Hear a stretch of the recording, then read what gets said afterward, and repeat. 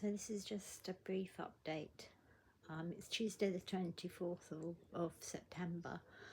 I have yesterday received copies of all the information that is being held by the mental health services regarding my present situation, including the details of the referral for a mental health capacity assessment, and quite frankly, there aren't words to describe what it feels like to read so much utter rubbish that is being written by so-called professionals. I mean, in one example is I'm described as a 77-year-old woman with grey cropped hair. Well, yeah, cropped hair. Yeah, bit of grey.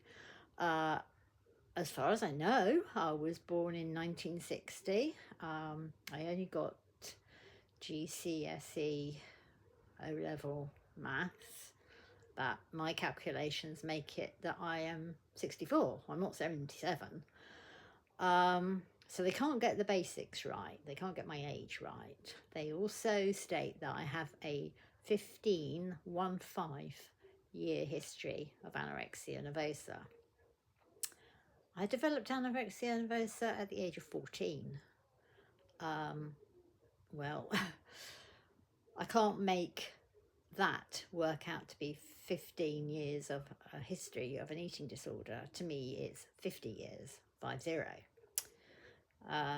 Okay, they could all be typos or whatever, but it doesn't really inspire with an awful lot of confidence, because the people that will be reading these reports are making huge decisions about my life, about me retaining autonomy, about me retaining freedom to be just an ordinary person rather than being incarcerated in a psychiatric ward. The last entry I've seen on my records was made on the 23rd of August, and it would appear that the people who are the ones who actually apply to the court for warrants for serving of Section 135, they are something to do with the local council, and the person who was contacted has stated that it needs to be taken into account before another section warrant is applied for, that certain things, which I'm not going to go into because they're a bit personal to put on a video, need to be clarified for her to agree to another section warrant. And also that I am to be, that the intention of another warrant has to be discussed with me first. She said in her email, she stated that it was understandable that I was profoundly distressed by the last incident, because it just came completely out of the blue. I had no idea that the warrant was going to be served. Yet it had all been in the pipeline since January of this year. So really, that's the state of play that we're at now. Whether the mental health team will push for another mental health assessment, which will have to be done under another Section 135, I don't know. They haven't contacted me. It's been about 2 and a bit weeks now.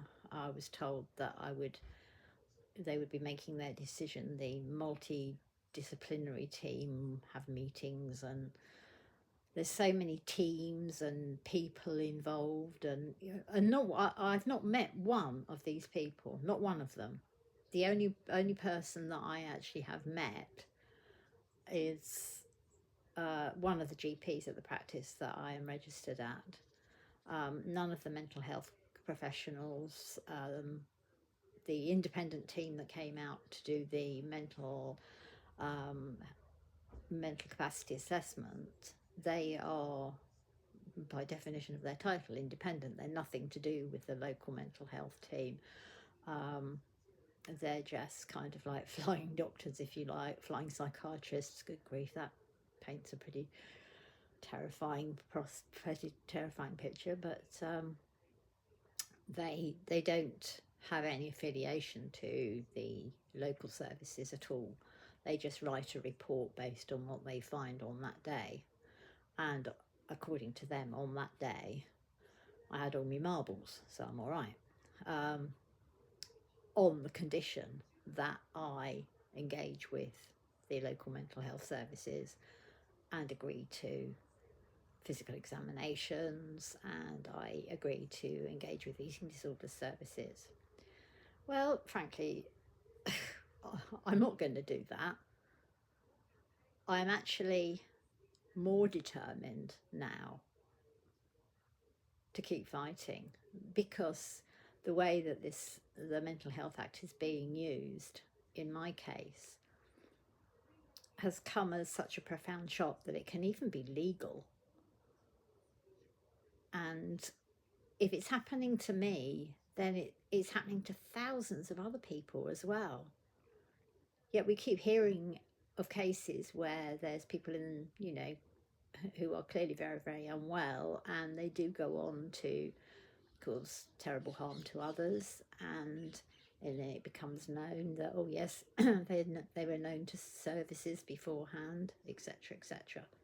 Well, maybe if the services directed their attentions on those that actually need it and want it, rather than trying to bully somebody who doesn't want or need their help, and who has made an informed decision that they do not want to engage with any more psychological, psychiatric input.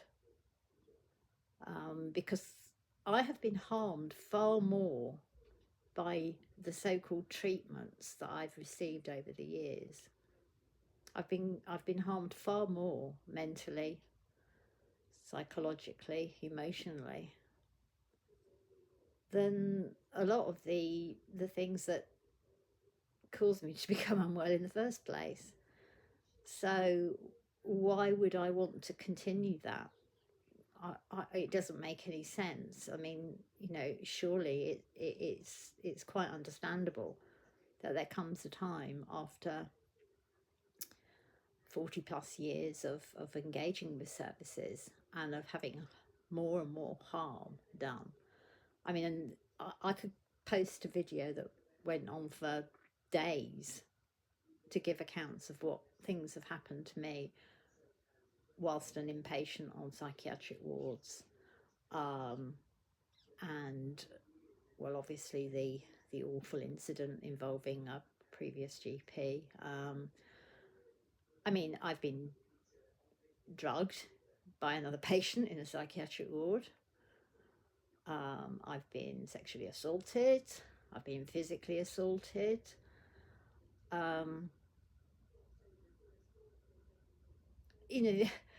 Why would I want to engage in something that is going to harm me more? Anyway, I've rambled on rather more than I intended, and I've just seen that this video's clocking up almost 10 minutes. So I'll sign off now, but really, I just need to know that I am going to be left alone. And at the moment, I don't know, because decisions have not been made, and I am powerless, totally powerless, to stop them doing the worst possible, which would be to section me into hospital.